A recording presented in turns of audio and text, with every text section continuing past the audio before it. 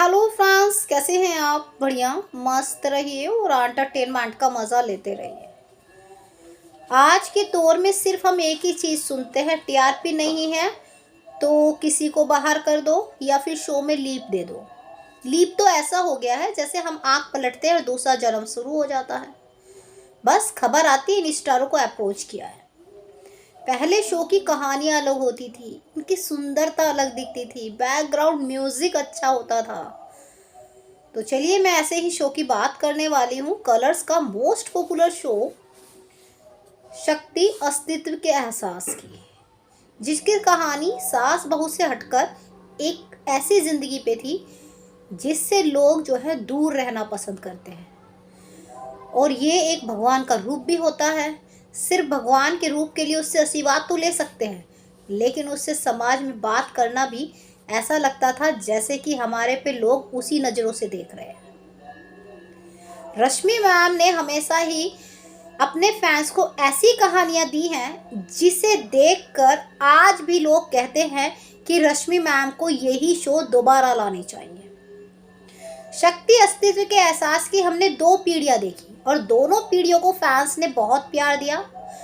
ऐसे में बात करते हैं आपके जो है जिज्ञासा थी या फिर रुबीना थी, दोनों ही काफ़ी गॉर्जियस थी। ये किन्नर के ऊपर एक कहानी थी और इस कहानी को रचने के लिए मेकर्स ने पॉपुलर कलाकारों को अप्रोच किया था, लेकिन जैसे ही पॉपुलर कलाकारों को पता चला उन्हें किन्नर का रोल दिया जा रहा है तो वो तुरंत पीछे हट गई। उनका कहना था कि कल हम अपनी मैरिड लाइफ भी शुरू करेंगे या इन फ्यूचर में कुछ काम करेंगे, तो लोगों के मन में यही रहेगा ये तो किन्नर है, क्योंकि जो हम टीवी पे दर्शाते हैं लोग हमें वैसे ही फील कराते हैं। तो जैसे कहते हैं ना कि भाई रूबीना के हाथों में ये प्रोजेक्ट लिखा था और रूबीना इतनी गॉर्जियस लगी थी और आज की डेट में भी वो काफ़ी गॉर्जियस है। भाई कह सकते हैं उनकी किस्मत के तारे खिल गए थे। चलिए तो बताते हैं, ये जो शो था शक्ति अस्तित्व के एहसास की 30 मई 2016 में शुरू हुआ था और इसने काफ़ी बड़ा सफ़र किया था। कलर पे इतना बड़ा सफ़र करना शो के लिए काफ़ी मुश्किल होता है आज की डेट में भी, लेकिन इस शो ने अपना अंत जो किया था 1 अक्टूबर 2021 में किया था। कह सकते हैं 5 साल का सफ़र कम नहीं होता है और ऐसे में इसके टोटल एपिसोड 1360 थे। और आपको एक खुशखबरी और दे दें, रूबीना और वीवन आपको फिर से एक साथ नज़र आएंगे कलर पे एंटरटेनमेंट के शो लाफ्टर शेफ में, क्योंकि इनकी जोड़ी को काफ़ी पसंद किया गया था।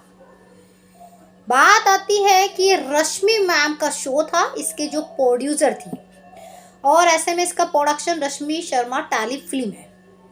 और अगर बात करें जब ये शो आया था तो इसकी ओपनिंग टीआरपी 1.8 थी।